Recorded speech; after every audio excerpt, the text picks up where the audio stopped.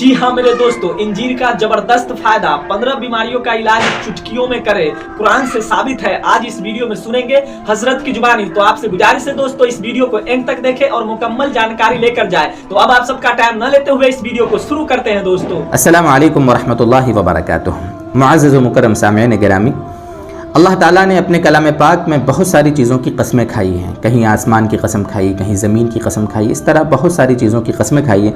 उनमें अल्लाह तबारक व ताला ने अंजीर की कसम खाई है। मुस्तकिल कुरान करीम में एक सूरत वत्तीन वज़्ज़ैतून वतूर सीनीन, तीन सूरत तीन जो 30वें पारे में है, तीन के माने ही होते हैं अंजीर के। अल्लाह ताला ने कसम खाई है। इंतहाई एक लजीज मुफीद फल है जिसके खाने के इंतहाई दर्जे फ़वाइद हैं। आज इंशाअल्लाह आपके सामने 15 फ़ायदे हम लेकर आए हैं अंजीर के।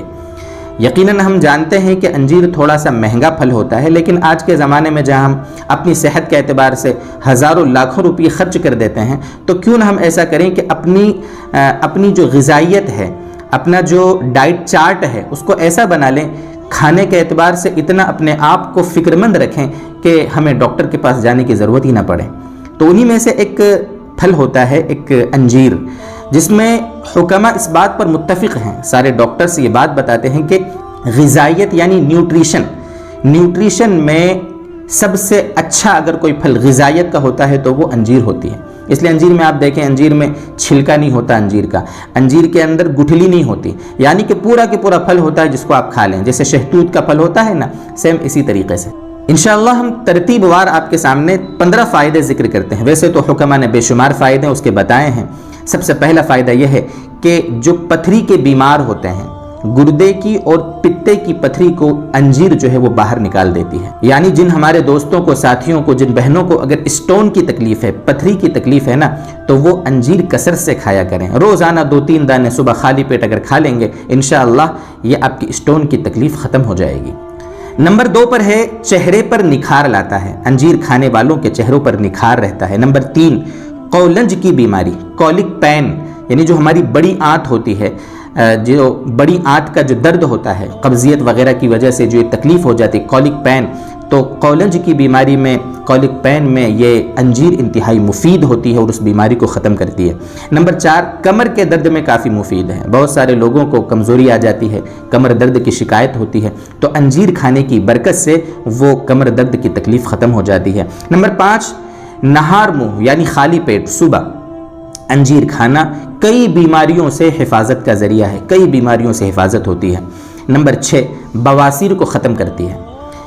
अंजीर जो है पेट की बीमारियों में, बवासीर एक इंतहाई ख़तरनाक बीमारी होती है जो धीरे धीरे कब्जियत की शक्ल होते होते वो बवासीर तक पहुंचा देती है। तो इसलिए अंजीर खाने वाले जो साथी होते हैं उनको बवासीर की तकलीफ़ से हिफाजत होती है।